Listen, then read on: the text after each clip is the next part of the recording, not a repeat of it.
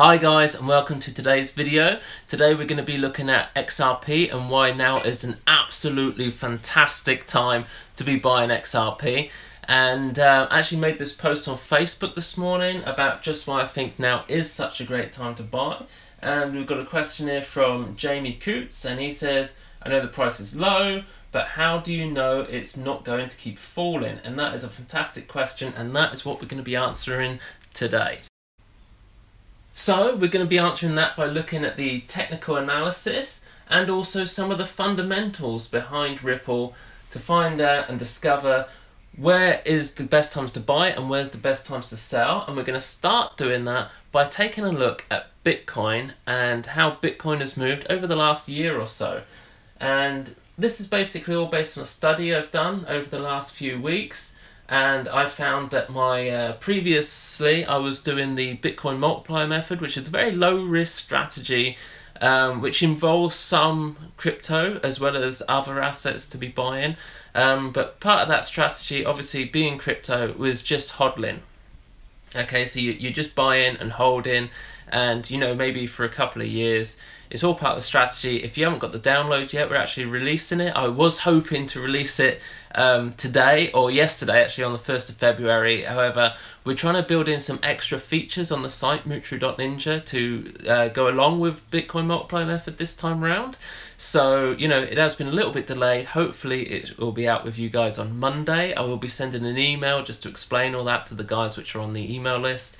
And anyway, let's just get straight into what's going on here with Bitcoin and the price. How do you know when to sell? Let me explain some of this for you. Now, this yellow line that we have down here is what's known as the 120-day moving average. You can get the moving averages. Here you've got the this is the 120-day. You can adjust it by just clicking the button and adjusting it for any day that you like, but I like to use the 120-day, and you'll see why in a moment. This one here is also the 50-day.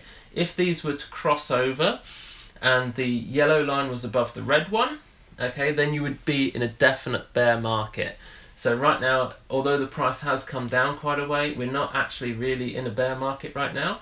Although you see down on what's known as the Scotch RSI, you've got down here is the oversold position where we are with Bitcoin, and up here was the overbought. So this is where you want to be selling. However, if you sold here, you'd have missed out on all of this profit. So when it's going up, there's a few other factors that you want to be taking a look at, and it's all to do with the 120-day moving average. So what I was doing over the last few weeks is going through all the cryptocurrencies and looking at the 120-day moving average, marking the price where it is at the time that it peaks, okay, and what the difference is in percentage wise between this price of the 120-day moving average and the peak price. And what I found is it's normally between, with most currencies, right, it's normally between 40 to 60% above the 120-day moving average. And then it goes into a sell-off period of about 30 days to eventually come down and hit the 120-day moving average before popping back up. So let's take a look at just how that works. So here it's come up. I think this was about 40%, and then it actually rose up a little bit more. So if you sold out there, you'd have been a bit upset because it actually came up again. But within 30 days, it's come down, and you could have bought back at the 120-day moving average. Okay, you go back a bit again. It's come up, hit about, I think that was about 44% over the 120-day moving average. And then it's dropped back down, took about 30 days again to eventually hit the 120-day moving average, and it popped back. Okay, come back again, you've got similar things here. This one was very interesting because this one literally took a couple of days. Okay, so it came up, it hit about 42% over the 120-day moving average. You could have sold it, and within about a week, you'd have actually bought back in when it hit the 120-day moving average. So right the way back, Bitcoin has been very, very predictable. Okay, so as soon as you get above that sort of 40% mark, above the 120-day moving average, you're looking to sell. You maybe not want to sell it all at once. Just sell off a little, and if it goes up a bit more, sell a bit more, goes up more, sell it more. you know, and then it will take roughly 30 days to come back down and hit the 120-day moving average. And when it hits that, that's when you know it's time to buy. Like here, you have the 120-day moving average, it's come down, it's hit it, down on the RSI, we're right in the oversold position again. So, and also at a key support area. So every time you hit the tops of previous highs, forms a resistance barrier, which is the bottom of the when it's coming back down. So they're known as floors and ceilings. Okay, so as it's coming up, like this resistance level here will be a ceiling. Okay, and this, as you come over in the future, it forms the ceiling part here. You see how that works? So the bottoms become the ceiling for the top until it breaks through, which it done here, and when it breaks through that ceiling mark, it goes off like a rocket. Right? This is how things work. So as we've got to recently, as we come up here with Bitcoin, we had the 10,000 mark, which was the 120-day moving average, and then we've broken down and it's come all the way down to this previous high point, which was around the 8,000 mark, and that looks to be, you know, we're right down under the 120-day moving average. It's hit this sort of 8,000 mark. It's a good time to buy. What does this mean for XRP? Well, where's XRP gone? Here it is. This was a little bit different than all the other cryptocurrencies. XRP is nothing like the others. It was insane. Okay, so I actually bought in down here around the 20 mark. My idea was just pure hodling, but when it hit around the sort of $2 mark, I actually sold some off because it was just getting so insane. You know, I wanted to sell some.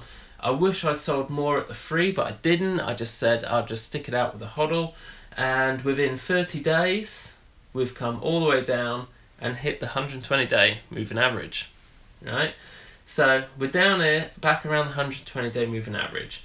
You look down the bottom on the RSI and we're in the oversold position. So this is the prime time to buy. And also we've hit the tops of the previous highs, which is obviously, we would imagine, going to be forming the bottom of a resistance level down here. We actually came down to the 76 mark, right there. Currently back up to 85. I think anywhere in this area here is an absolutely fantastic time to buy, as long as there's nothing fundamentally wrong with XRP. Now when we look at Bitcoin, there is a bit of an issue. Okay, so right now there is some fundamental problems with Bitcoin. It's costing up to like $28. Well, not up to, but that's the average for a transaction cost is $28, which is crazy expensive when you consider that Bitcoin was brought out to, you know, as an alternative to using the bank and having to pay all the bank fees and the bank charges. You could instead, use Bitcoin to avoid paying the fees. And now it's cheaper to send money through Western Union than it is to send money through Bitcoin.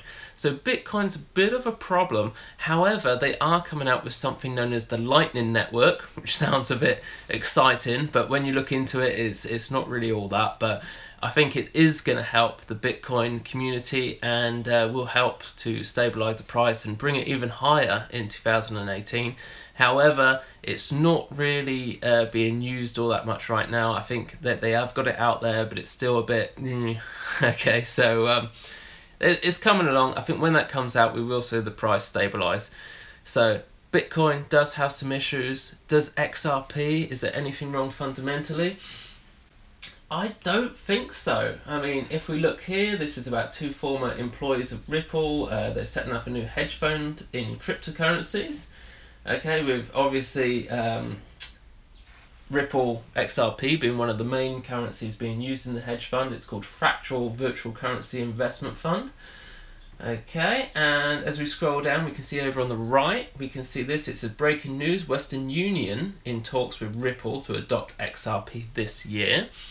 And that's obviously on the back of MoneyGram. So MoneyGram in January recently came on board with XRP. They're currently piloting it. And with a big company like MoneyGram, it's going to take a while for them to productize it and create something that their customers can use. So that, you know, they could be 6 months, 8 months, maybe a year before that actually comes out and is used by the public. These here are the companies which are now using XRP. So we've got this Arrington Investment Fund as well, which is a fund denominated completely in XRP. We've got the West Coast Classic Cougar, okay, which sells classic car parts. They accept payments in XRP. You've got Selly, digital retailer. They're using XRP. QAlex, I think this was the first financial institution that came on with XRP. It's for US, Mexico cross-border payments. And then you've got ITT Core, and you've got Mercury FX as well. That's for remittances. That has come on this month. I think IDT is probably the other one that came on this month. And then you've got BuyChip. BuyChip is a little bit iffy. This one is about, what's it say? Next gen implant microchips with RFID and data for humans. Okay, this is for a payment system, so you get a microchip in your right hand, and then you can use that and get scanned to pay for goods and services. It's all a bit Mark of the Beastie, if you ask me. It's a bit weird. I certainly wouldn't want to be getting one done. I'm not saying there's anything with XRP and the Mark of the Beast or anything like that, but it does sound a little bit iffy. You know, I'm not too keen on that sort of technology. And of course, underneath, foreign exchange currencies with Flash FX with XRP. So this list is growing. As we just saw, MoneyGram may be getting added to that list as well later this year. So there's a lot of really good fundamental things going on with XRP and with Ripple to really boost the price up in 2018, which means that this current price today, as we're right down in the oversold position, you know, we're all the way down under the 120-day moving average right now, could be the very best time to be buying XRP in 2018. So, just before we finish today, I just wanted to say that on Monday, I think we'll be coming out with the Bitcoin multiplier method, the new version for 2018 with some added on features, so you'll be able to get that on Moocharoo.ninja. And also, what was I going to say? Yes, on Tuesday night next week, here in South Wales, in Cleckley, we're actually going to be running a cryptocurrency event, a live cryptocurrency event where you can see me and my good friend Tom, and we're going to be basically just going over some of the opportunities in cryptocurrency for 2018 in person, so you can come along and chat with us there. So if you're in the South Wales area, just come over to Meetup and click on the link there and just sign up and come down and see us in the, I think it's called the Selwyn Samuel Centre. I can't remember, it's a bit of a tongue twister, that one. But yeah, sure, if you want to come along to that, we should be running the events monthly, so if you can't make this Tuesday, you know, you can always come and go along next week, next month. And that, I believe, is about it for today. Oh, also, one last thing before you go.